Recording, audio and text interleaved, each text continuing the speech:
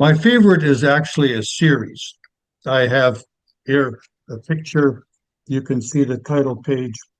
Um, the author is Patrick O'Brien, and he has written 20 fictional sea novels set in the Royal Navy during the time of the wars against Napoleon. So that's basically 1800 to 1815 or so. And and so the main uh, what holds there are 20 books in this series, and I have read all 20, and I am well on the way through the second time. And actually, about 2 years ago, my wife had pretty significant eye problems, and she can no longer read more than a page or two. And I have been reading them out loud to her in the evenings for about 2 years. And we have read out loud all 20 of these. We don't read every night, but often 45 minutes or an hour, and we're well on the way the second time. What holds these stories together is a friendship between two unlikely characters. So the two main characters are Jack Aubrey, who is a captain in the Royal Navy. He's a big guy and he's a robust, aggressive captain. And his friend is Stephen Maturin, who is small and sort of the ultimate nerd. He's a surgeon and he travels in the ship as the ship's surgeon. And he's a naturalist and he's interested in animals, and they are profoundly different characters.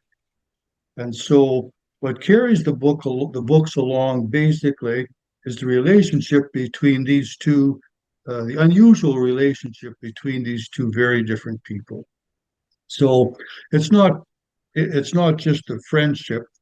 Um, the writer Patrick O'Brien has an incredible ability to create the feel of being on a ship and to create the feeling of life in battle and in weeks and weeks of being becalmed when there's no wind, and in being very close to the South Pole where there are huge storms and glaciers, and to being hot, dry places, and so on. So it can bring you into a variety of places. He's also funny periodically.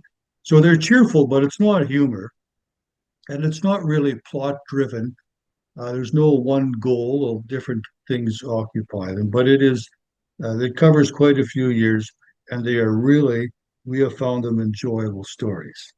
Now, what are you asked me to answer some other questions, but I forget what they are. All good. That's why I'm here.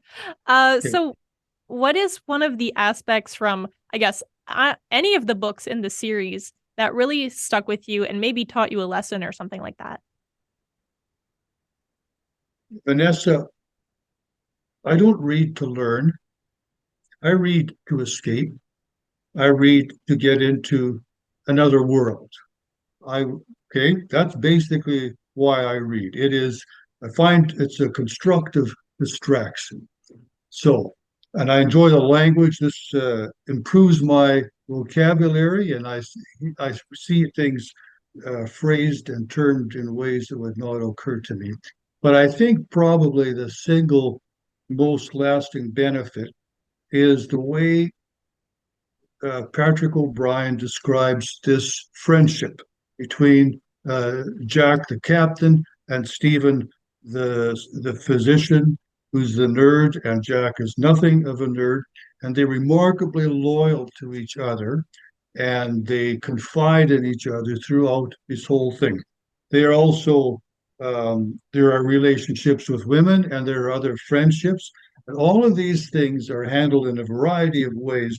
But he does very well with relationships. But I think um, I I picked these books up because I read in a Christian magazine some writer, they were asked what their favorite books were, and somebody said that this series was his favorite reading.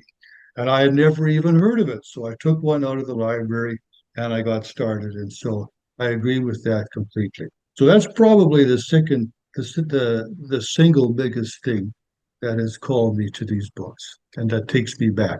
But that's a lot of reading from the same author.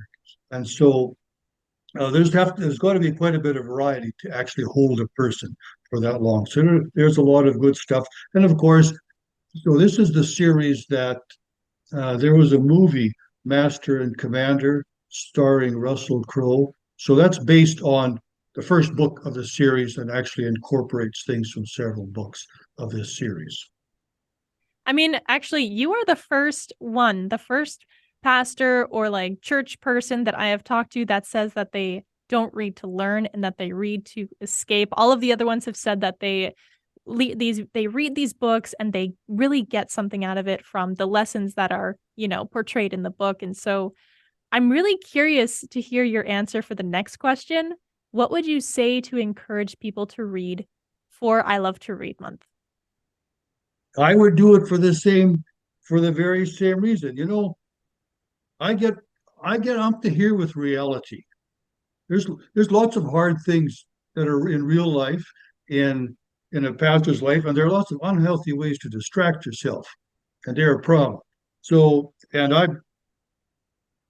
do some of that too. I watch movies and I watch sports and things just to get out of here.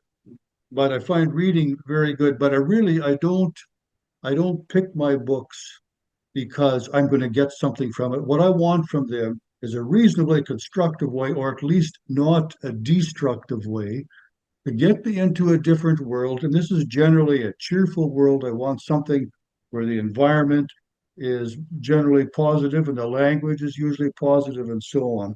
So I'm not the only one who reads to escape. See, lots of pastors don't read fiction.